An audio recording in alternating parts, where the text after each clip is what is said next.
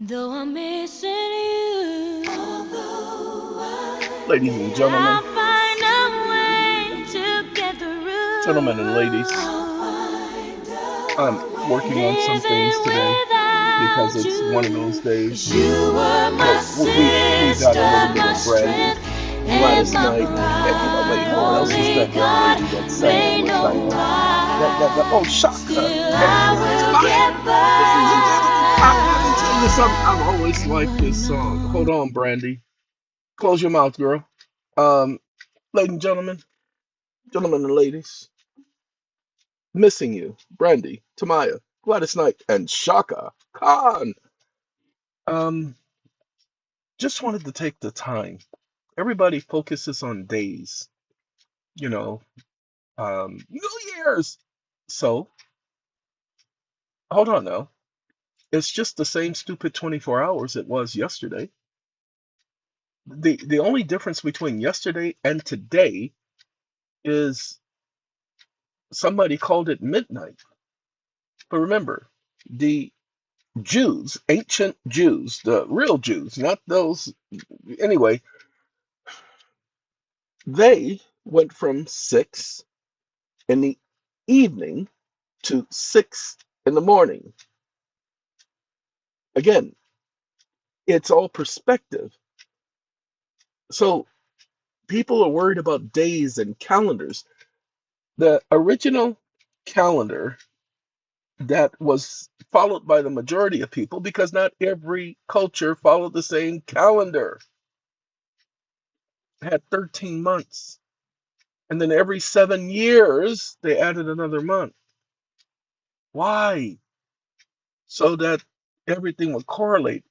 The earth travels around the sun, blah, blah, blah, 365 days and one fourth. You notice that? It's not a complete day. And so after so many years, that one fourth adds up. And so you'll be off track after 1,000 years. So what they did is they came up with a formula. You all are going, for the most part, throughout the world, the Georgian calendar. Georgian? No, Georgian. Because it was some king by the last name of, no, by the first name of, by some stupid idiot, said, we're going to adopt this one. And they just adopted, and it was a happily, healthy, and smiling baby bouncing on knees boy. And they said, it's a boy. And they kept it and they raised it as it was one of theirs. And now it's had offsprings and everything. And now everybody follows it. So I don't do days. Okay, I know today's Wednesday because I have it as a day off. And I said, take a sleeping pill again. So I took one sleeping pill, Ultrail. And when I took my Ultrail, I don't normally take Ultrail 3 days in a row. I barely even take it 2 days in a row. And I definitely don't take three Ultrails in a month because I don't need to. But because I've been overthinking, remember I told you that's my problem. I think too much. I needed to slow things down. So I didn't need to be thinking while I was asleep. So I take Ultrail so that I can not think while I'm asleep. Most of you don't realize that while you're sleeping, you're thinking. Even when you're dreaming, you're thinking, you're figuring things out in your dreams. Well, with me, it's on a different level. I actually know I am dreaming and I am calculating, figuring things out, mapping things out.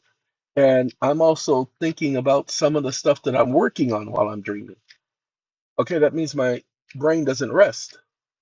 That means my body doesn't rest, which means I am tired most of the time. And then I got muscular, stupid dystrophy at the same time. Lord, have mercy. So I take the sleeping pills so that I can give my body some rest. Because if your body doesn't get rest, your body wears out. And the components in there wears out. Oh no! And ta-da! You don't need that. You don't need it. There's a lot going on, everyone. We've done the videos explaining to you that one, if you have a creditor, doesn't matter if it's a car or a student loan or a home loan. Now I'm focusing on those primarily. Why? Because they come from a bank who is a member bank of the Federal Reserve, which means the Federal Reserve Act applies. It's the catch 22 for them. So at the Federal Reserve Act, because they want to use, pay attention, Reeves versus Ernst and Young. They want to use the family resemblance test. No, sorry, y'all messed up. The moment y'all came in here saying that this is a simple contract, you're absolutely right. Because this is a Federal Reserve Act issue. This is not a Securities Act issue. Hold on, homie. You heard what I just said. It's a Federal Reserve Act issue. So now we have to look to the Federal Reserve Act. We can't look to the Securities Act.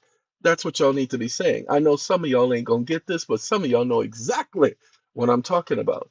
And since you are a member bank of the Federal Reserve and you're holding that, that means you have proof of a fact.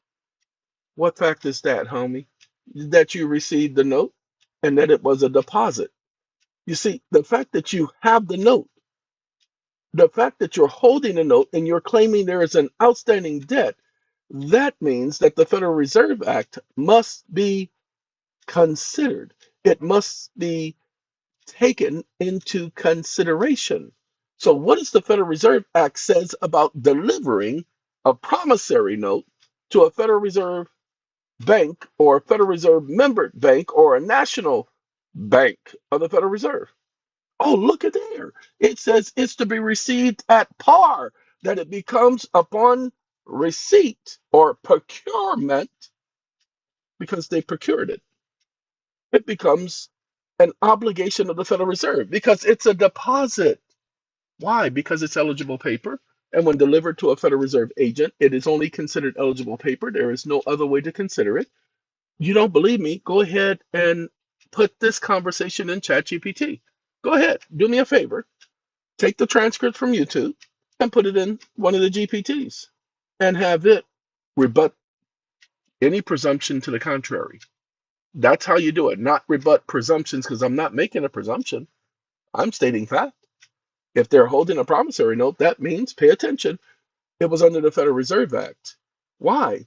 Because, pay attention, Reeves versus Ernst and Young doesn't deal with promissory notes, and the note was originally a promissory note.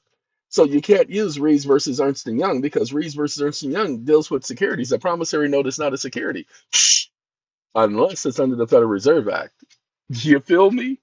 Because it's only a security under the Federal Reserve Act. It's not a security under the Securities Act. But it's attached to a mortgage. It doesn't matter if it's attached to a mortgage. That's still the Federal Reserve Act. Just because it's attached to a mortgage doesn't remove it from the Federal Reserve Act. Do you see how simple that is? It's a simple contract. No, wait. We're not finished. We have the borrower in custody agreement. You know that thing where you gave them power of attorney? Section 12.3? That's the borrower in custody agreement. Uh-oh. That means that they're an agent, that they're under the law of agency. They're an intermediary. Uh-oh, homie, you're not even a creditor. Oh, snap. This is really a simple contract. You ain't who you say you is. Get them out of here. Okay. Now, wait. Hold on. Here's the appendix. It shows you received the note, and I filled out the application, and we signed everything at closing.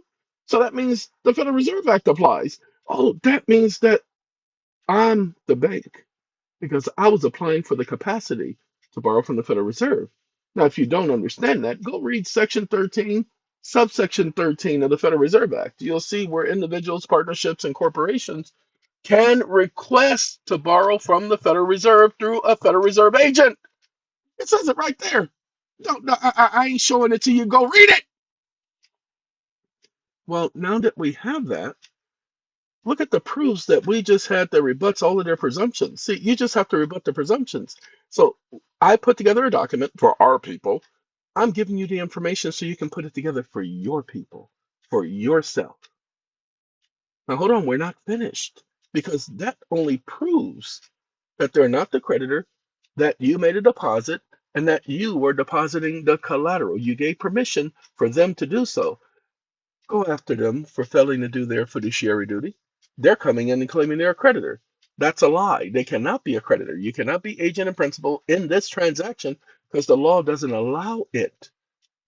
It doesn't allow them to come in and claim they're the creditor when they didn't lend anything because now you have section 414. Pay attention. They received the application, appendix number 3, and the fact that they're holding the note saying that you owe a debt means that they received the deposit because they have it in their hand and they're using it as evidence against themselves. And section 414 says to the extent that the Federal Reserve Board of Governors approves your request, they shall, the Federal Reserve Board, issue Federal Reserve notes to the bank on your behalf. Where's my money, mother? You feel me? Ta-da! That's it. That's it. You guys don't have to argue anymore. You just have to prove the point. You see, I just gave you step A, B, C, and D. There is no E, F, G, and H because that's pure cane sugar, and that's the one. What? G and H? CNH and GNH. You know, you guys don't remember the sugar? Because I see it all the time when I go to the store, and that's the sugar. That's the one. Okay, ladies and gentlemen, you have what you need. Now you just need to go over it until you understand it. Don't just listen to me and, oh, I get it. Go ahead, read it for yourself. Pull up the information that you hear me referencing. Go find it. Because once you do that search for it, yes, I provide it to you on video, but I didn't do it this time. I want you to go search for it. That way it's in your mind, it's in your head. Like I tell people in my consultations, go over the consultation twice. Why? Because you need to be sure of the information. Look, the people who I do consultations with, and they all come to understand it, the issue isn't just giving somebody information. The issue is giving them information and backing the information up with facts and conclusions of law. And for them to go over that because you cannot challenge a fact. Sorry, this came on. He ain't supposed to be on. Shut up and get on out of here. Ladies and gentlemen, you cannot challenge a fact. A fact is a fact is a fact is a fact is a fact. Look, there was a situation. I'm going to bring up Jesus. That's right. I'm going to say Jesus. You heard me say Jesus? I said Jesus. Those of you who hate Jesus, I don't care. He said to Pontius Pilate, he said, I came here to bear witness to the truth. Now, he had already told his disciples, you'll know the truth and the truth will set you free. If you didn't know where that came from Jesus. Now, Pilate then asked him, probably cynically, what is truth? Ladies and gentlemen, the truth is the fact. You cannot challenge truth because truth cannot be rebutted. A fact can never be rebutted. I just gave you the facts proving you don't owe a damn when it comes to a mortgage, a car loan, or a student loan that was done through a reserve bank, a Federal Reserve member bank. All you have to do is go back over this video at the beginning to understand it. I don't know if you can. I think some of you guys are going to be having Brandy. Thank you, Brandy. They're going to get me for the showing the video. They don't like me showing their video or their music. But that's, that's what I do. Been doing it since 2010. Before anybody else. People, I've been playing music in my videos from the very beginning. That's my trademark. If you don't know, now you know.